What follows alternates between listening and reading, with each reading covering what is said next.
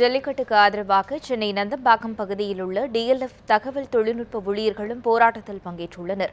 இதுகுறித்து நமது செய்தியாளர் சஞ்சீவி அவர்களுடன் நடத்திய கலந்துரையாடலை தற்போது பார்க்கலாம். நேற்று காலை சென்னை மெரினா கடற்கரையில் தொடங்கிய இந்த போராட்டம் தமிழகம் முழுவதும் இவ்வளவு பெரிதாக வெடித்தது என்று யாரும் எண்ணி பார்க்க முடியாத ஒரு விஷயமாக உள்ளது.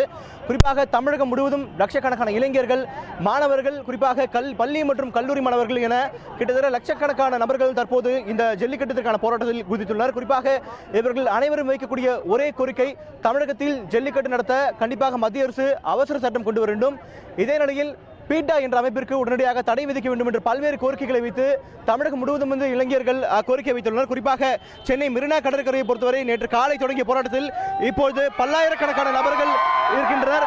இந்நிலையில் மெரினா கடற்கரைக்கு நேரடியாக செல்ல முடியாத நபர்கள் குறிப்பாக ஐடி கம்பெனியில் பணி செய்யக்கூடிய ஊழியர்கள் அந்தந்த ஐடி நிறுவனங்களின் வாயிலில் தற்போது நின்று போராட்டம் நடத்தி வருகின்றனர். தற்போது நாம் சென்னை நந்தம்பாக்கத்தில் இருக்கக்கூடிய டிஎல்எஃப் ஐடி வளாகத்தின் வாசலில் நின்று கொண்டிருக்கிறோம். இந்த ஐடி கம்பெனியை பொறுத்தவரை பார்த்தோம் என்றால் வாயிலில் கிட்டத்தட்ட ஆயிரக்கணக்கான இளைஞர்கள் நின்று போராட்டம் செய்யக்கூடிய காட்சிகளை நம்மால் பார்க்க முடிகிறது. ஜல்லிக்கட்டு வேண்டும் வேண்டும் என்ற ஒரு கோஷத்தை முழக்குகின்றனர். அதே நேரத்தில் பேன் பீட்டா என்ற இரண்டு கோஷங்களையும் தொடர்ந்து இங்க இருக்கக்கூடிய ஊழியர்கள், ஐடி ஊழியர்கள் சார்பாக கூறப்பட்டு வருகிறது. அவங்க நினைச்சிட்டு இருக்காங்க 2 நாள் போராடிட்டு எல்லாம் வீட்டுக்கு போயிருவோம், வேலையை விட்டுட்டு காலில் இருந்து எல்லாம் நின்றுட்டு இருக்கோம். கண்டிப்பா இது பெரிய போராட்டமா மாறும். இந்த போராட்டத்தை பொறுத்தவரை பார்த்தோம் தமிழர்கள் மட்டும் கிடையாது, ஐடி கம்பெனி என்ற காரணத்தால், குறிப்பாக இது ஒரு ஐடி கம்பெனி என்ற காரணத்தால் தமிழர்கள் மட்டும் இல்லாமல் பிற மாநிலத்தைச் சேர்ந்த நபர்கள் நம்மிடையே உள்ளார்கள். Why do you support Jallikattu and what do you know about Jallikattu basically? Yeah, Jallikattu is a festival for farmers where they protect their bulls for whole the year and they use it for farming purposes.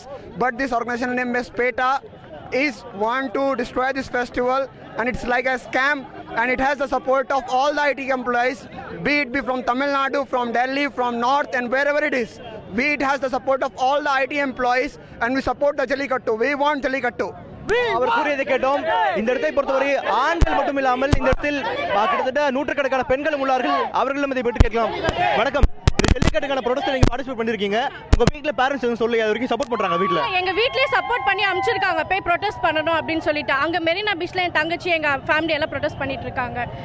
So இது நம்ம tradition, நம்ம culture, நம்ம எதுக்காகவும் விட்டு கொடுக்க கூடாது. So we have to protest. Protest எந்த அளவுக்கு கண்டினியூ ஆகும் நினைக்கிறீங்க நீங்க? இதுக்கு நிரந்தர தீர்வு வர வரைக்கும் கண்டிப்பா இது தொடரும், கண்டிப்பா தொடரும். அவர்கள் கூறியதை கேட்டோம். இந்த விஷயத்தை பொறுத்தவரை பார்த்தோம் என்றால் இதற்கு தீர்வு கிடைக்கும் முறை, குறிப்பாக அவசர சட்டம் கொண்டு இந்த ஜல்லிக்கட்டு தமிழகத்தில் நடக்கும் முறை கண்டிப்பாக இந்த போராட்டம் தொடரும் என்று இங்க இருக்கக்கூடிய நபர்கள் சார்பாக கூறப்படுகிறது.